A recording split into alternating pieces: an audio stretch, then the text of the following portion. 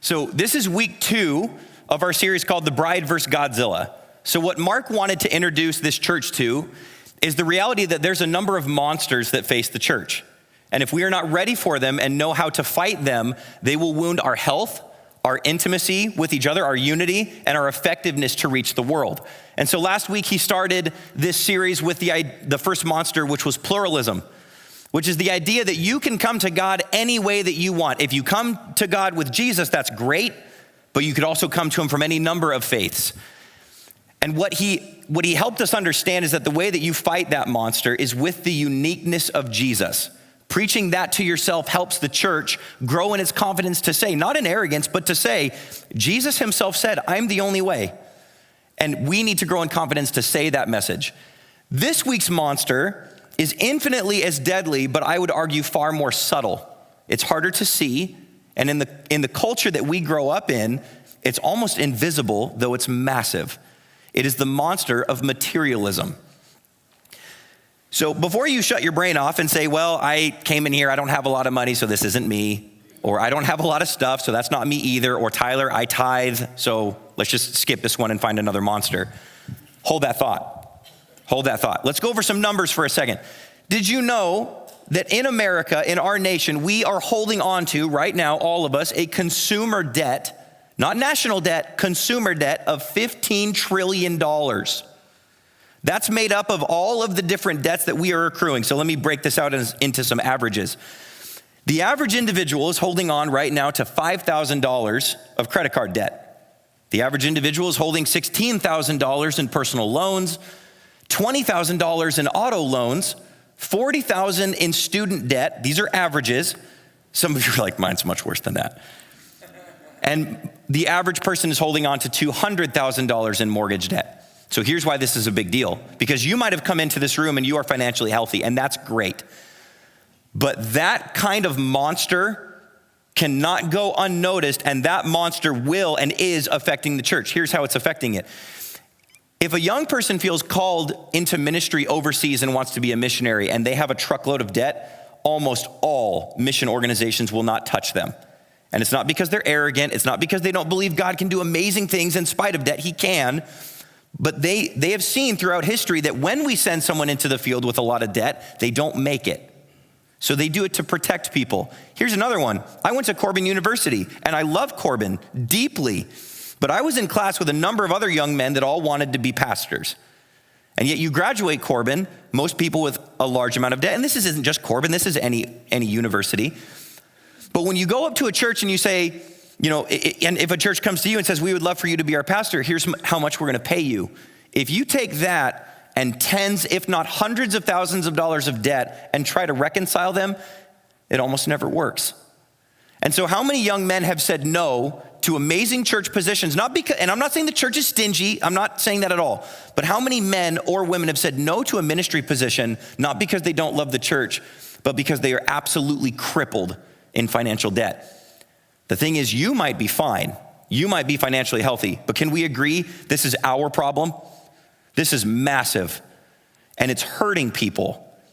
And so we need to deal with this thing because this doesn't just affect our church or our nation. This affected the church back in the time of Jesus. So we are in 1 Timothy chapter 6.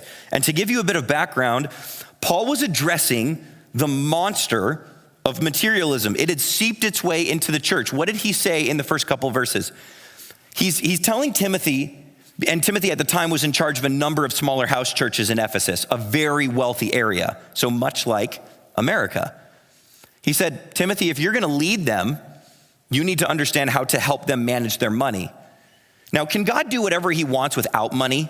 Absolutely. God needs this much to do amazing things. However, he did create money and monetary systems, and I believe he's calling us to operate in a healthy way in them.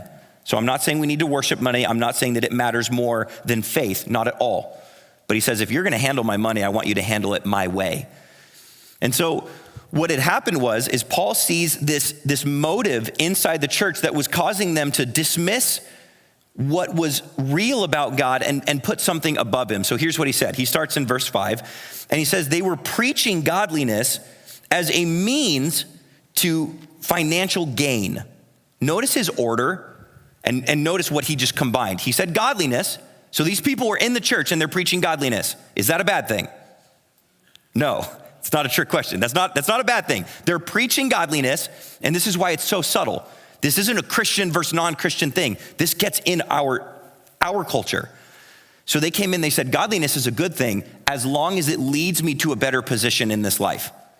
So they had taken God from the throne of their heart, put him in second chair, and they put money in first chair. And that's what all of us are in danger of. So Paul says, Timothy, let me teach you. First, we need to address our motive in handling money. You need to address what's in your heart before you address what's in your wallet. Otherwise, your wallet will eat you. First, let's address our motive with money. Then he wants to teach us how to practically handle money. So there's our two movements, our motive with money and our practice with it. So he begins and he says, I want you to have the right attitude in your heart. So what's the first thing he points out? He says, I want you to have an attitude or a motive of contentment. Contentment is your and my ability to say that where I'm at is okay, that I have what I need and I'm going to be fine. But some of you have come into this room, or some of you watching online, you're like, Tyler, I'm not fine. I'm not okay financially. In fact, I'm hurting. So how do I get to that place where I can say where I'm at is okay? I'll get there. Stay with me. He says, I want you to be content. Can I teach you how to be content, Timothy? Here's the first thing that he does. The very next line, he says, you came into this world with nothing. The only thing you had to your name was your umbilical cord, and that was taken away from you with a pair of scissors. And you will leave this life with nothing. So what has he just done for you? If you want contentment, but you don't quite understand it, you're like, what do I do? If you're looking at your life and it's tunnel vision, it's very difficult to get a new perspective. So what he's doing is he said, come back with me, step back. Now look at your life. From the 10,000 foot view, what do you see? He says, you came in with nothing and you will leave with nothing. And he spends the rest of our text, the rest of this section of scripture, describing something that comes next. So he said, if you're going to understand money well in this life, understand that this life is part one of two. This life, no matter how difficult it might be for you right now, he says, this is part one and there's a part two. So what does that help you do? If you're here tonight or you're watching online and your life is difficult, please understand that what is not forever. What is for you right now is not forever. God says there's something coming, the age to come. I can't even describe how beautiful it is to you. So hang in there. Contentment. But we have begun to believe a lie. Culture gave it to us, and here's the lie. If I'm wealthy, I'll be happy. So Lord, I'm gonna stay in a sour mood. I will stay uncontent. I will stay angry because I don't have what I think I need. And so then there can cause division in the church because those that don't have a lot look at those that came in with nice cars and they say, well, they clearly got that by, ungodly means. And it can cause the poor to think poorly of those that are wealthy. You see how this monster, no matter what money or amount of money you came in with, it can begin to cause division. And we begin to look at the people in our same church with a poor attitude. But a number of different people have noticed something. The wealthy notice something about this lie. Is it true that if you are wealthy, you are happy? You could probably maybe easily say no, but let me read you something. This is from Dr. Martin Lloyd-Jones, the famous Welsh physician that became a pastor. He said, of course, the fallacy, which underlines the pursuit of money, is a very old one. It is this: if you are wealthy, you are happy. Quite by accident, it has been my lot to be able to study a large number of wealthy men at close quarters, such as the British Prime Minister, David Lloyd George, Rudyard Kipling, and King Edward VII, and many other wealthy, prominent members of British nobility. Here is my conclusion that I have arrived after watching them. They are intensely miserable people. Jim Carrey, the famous comedian, said something very similar. He said, if I had one wish, it would be that everyone would become wealthy and famous so that they could discover it amounts to nothing. When you look at contentment, the first thing you need to begin to do if you want this attitude in your heart is pull yourself back. Because where you are right now is not forever. Now, some of you might like the idea of contentment, but you're like, so Tyler, I'm with you, but how do we measure this thing? What does contentment mean to you? So Paul anticipates this. He says, can we measure this together from the same spot? Let's measure this from the same spot. Did you notice where he put it? Did you notice where he put the bar? He wants you and me to understand what the basic is, like the bottom level. I guarantee you when he was sharing this, he squatted down. He said, here's the bar. In the next verse, he says, if I have food and clothing, I can be content. Anything above that bar is wealth and affluence, and that's not a bad thing. I'm not demonizing wealthy people, but he says, let's all measure from the same spot. No matter how difficult you think life is, we can learn as Christians to be content. Here's the bar. If I have food and if I have clothing, anything above that, I say, thank you, Lord, for the extra that you have given me. Why do we need to learn to do that? Because if I take the bar and I move it myself and I put the bar of the basics here, but God calls me to live somewhere down here, I will forever point the accusatory finger at my God and say, you have not given me what I deserve, and I will be unhappy. But if the bar is down here, then whatever God gives me above food and clothing, I will praise him and thank him for what he has done and the good things he has given me in this life. Because see, you and me, here's our problem. And this is why this message is so difficult in America. We are living in one of the most affluent ages in the most affluent country in the world. And so maybe without even realizing it, and I'm not trying to shame you because I do this too, we can begin to move the bar without realizing it because we become so accustomed to what we have. So here's what we do. I don't just want food, I want a lot of food, and I want options to my food, and I want good food. I don't just want clothes, I want nice clothes. I want brand name clothes. I don't just want transportation, I want my own car. I don't just want a car, I want a nice car, and I deserve this. One of my foster daughters, she refused to get a job, and I said, help me understand, you're a single mom, let's figure this out. Why are you not working? She said, because I can't get there. I can't get to my job. And I said, what do you mean you can't get there? She said, I don't have a car. I said, Kay, help me understand how you couldn't ride a bike or get a ride from a friend or take the bus. And before I even finished saying the word bus, she goes, bus, ew. And I was like, you not working, ew. Just kidding, I didn't say that. Why would she say this? That was normal for her. That was an insult for me to say, take the bus. Why would it be an insult to her? Because she moved her bar. She moved the bar. What is base level to this young lady is her own car, and I will not move forward in this life unless I get my base level. If you and me as the believer do that, we can miss incredible opportunities to advance the gospel or to better ourselves because we're like, God, you're not giving me what I deserve. What is contentment? What does it look like? It looks like my old neighbors, Michael and Katie. Before Audrey and I bought the house that we were in, we were renting a house. That's where we were foster parents. And I had two of the most incredible people for neighbors ever. We didn't live in an amazing part of town. There was commonly police driving by and checking on things, and there were shootings, and there was drug activity, and the homeless population where we lived was huge. It was not uncommon to have homeless sleeping on our front porches in the morning because so many of them walked by the area. So one time, I asked Mike, because I knew he was a retired firefighter, and he was teaching at the local college, and his wife was a trauma nurse. They made plenty of money, but their house was very modest. It wasn't very big. It wasn't new at all. And we had just had a shooting, so I was like, we were all agitated, and I was like, Mike, why don't you move? What he said will stick with me for the rest of my life. He said, Tyler, if I move, who will pray for these people?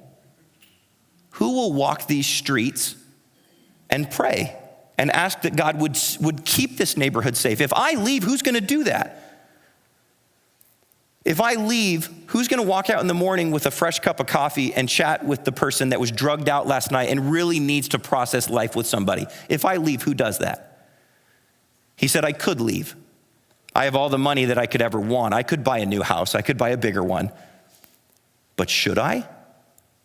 See, for the believer, for everyone else, for non-Christians, they have one question. Can I buy it? You, as a believer, you have two questions. It's just a different one. It's not can I, it's should I. Now, I'm not trying to make you feel bad. If you have a nice house, if you have an amazing car, I'm not saying you got that with immoral means and that you didn't pray. But can we all just be honest enough to ask, Am I buying something or doing something because I can or because I asked the Lord and this is where he's leading me? Don't look around. It's like, well, that person has a Garmin watch, so clearly they have a lot of money. Like, don't do that. We don't need to compare. And I'm not shaming you if you are wealthy. What he's asking you to do is, where's my heart? Where's my heart? What's my motive? And so looking at this, he gets rather nervous. I think Paul does. So he's looking at this church and he's going, okay, I don't think you understand the alternative. So if contentment isn't working for you, if you don't want that, he says, if you want to put money on the throne, let's do that. Let me just show you how that's going to work out for you. And he begins to list him what's going to happen should you put money on the throne. He says, this is verse 9. This individual who wants to get rich will fall into temptation and a trap, many foolish and harmful desires that plunge people around them into ruin and destruction, and will cause them to wander from the faith and pierce themselves with many griefs.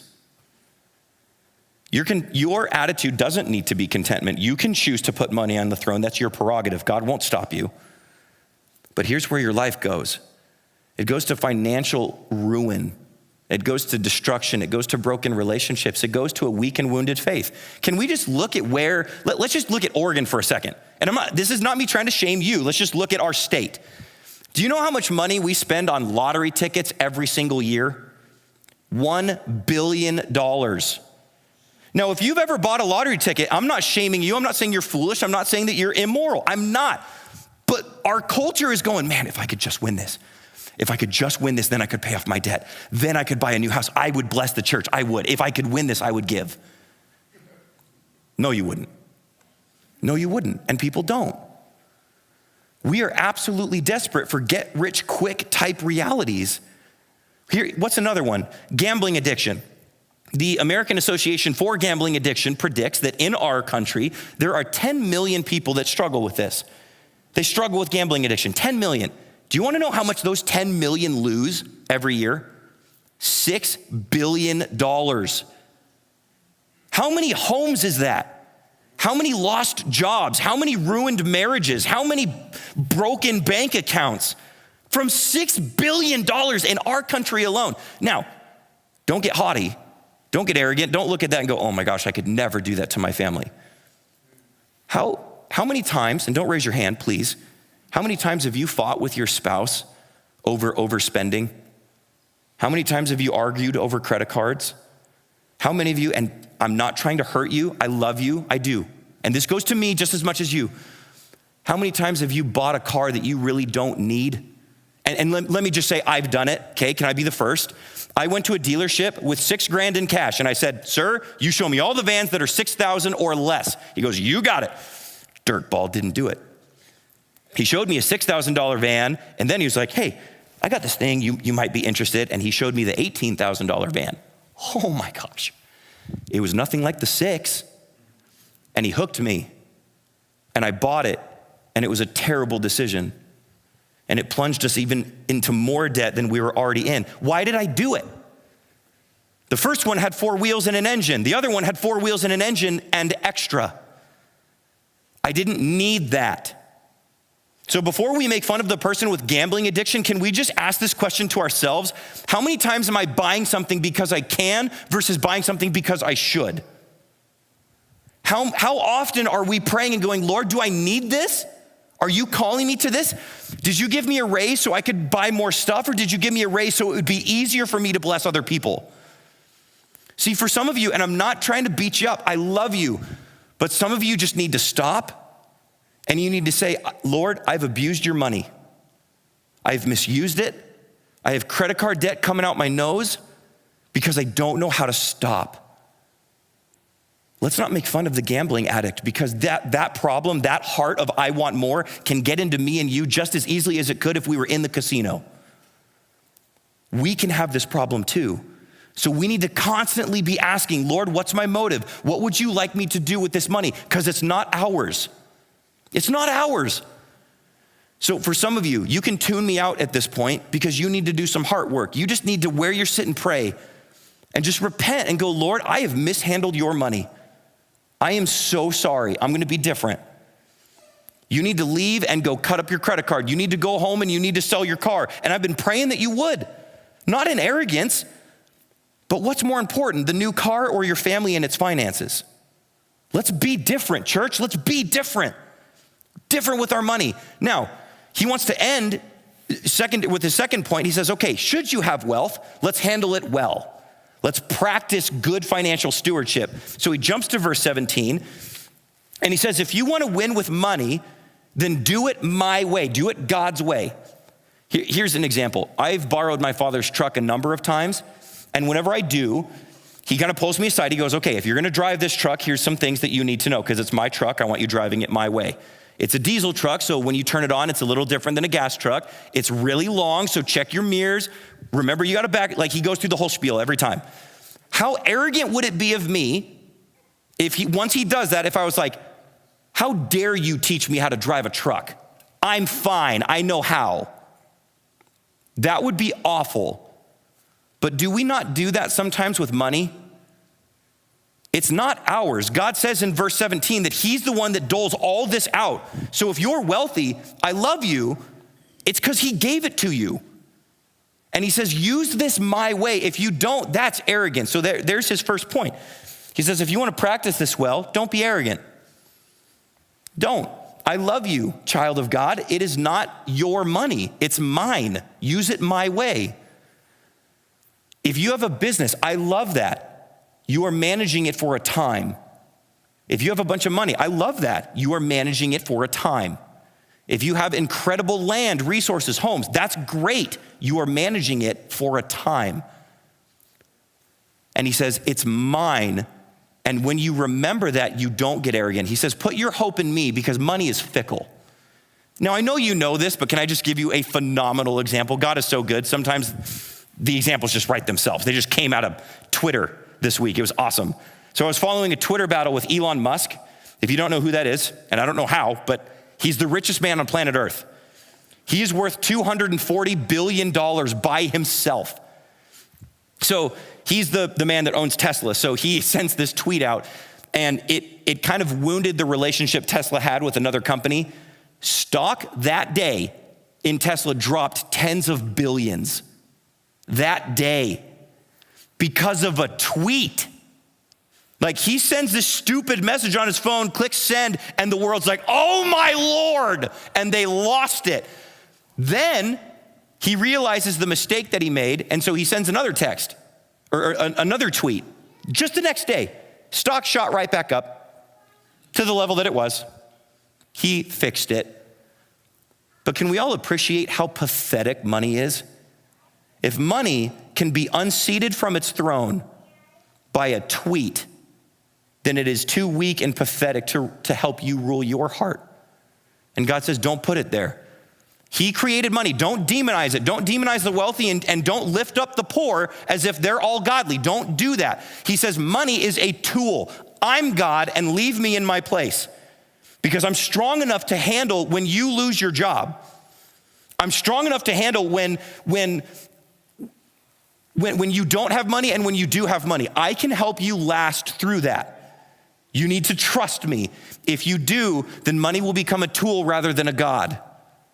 You hear what I'm saying? If money is so pathetic that a tweet unseats it, we have no business putting it in our heart and making it the goal.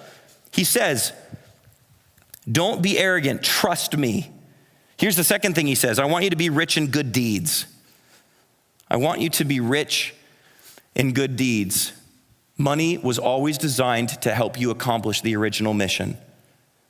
Houses burn, cars burn, money burns. People don't. People are forever. And he says, I would rather you just unload your bank account on human beings so that when we get to heaven, we can celebrate together that more friends were brought in by our decisions. I want you to think about your house for a second.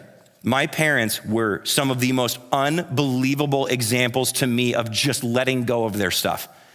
There has not been a single year of my life as a human being where there was not a non-related person from so someone not in our family living in our home. Always. There has never been an empty room in a house that I have grown up in ever. There's never been one.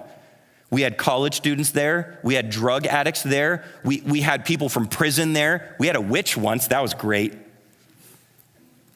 And they were always saying this. They were like, if I have this room, God has given me this house for a reason and I'm gonna fill it. When I was younger, like really, really little, Dad was always letting people borrow his truck and it bugged me. They make fun of me to this day for this. Someone would be like, can I borrow your truck? Dad was like, yep. Didn't even need to think about it. And for whatever reason, I was like oddly attached to this. I was like, no, don't give your truck away. And he was like, calm down. It's not mine. Now, I'm not saying we be foolish, and if you've got an amazing car, I'm not gonna like come out and test you, like you need to let me borrow your car. Did you hear my sermon? No, we're not being silly, but if it's not our money, then the stuff that we buy with it is not our stuff. And I'm not arguing for bad stewardship of your things. But he says, I would rather you be rich in good deeds than rich in stuff. Finally, he says, I want the thing that marks you as a believer to be generosity. I want it to be generosity. When people think of you, I want them to associate the level of your generosity with your God. And if they look at you and they think, wow, that person's kind of stingy, what does that say about the God that you serve?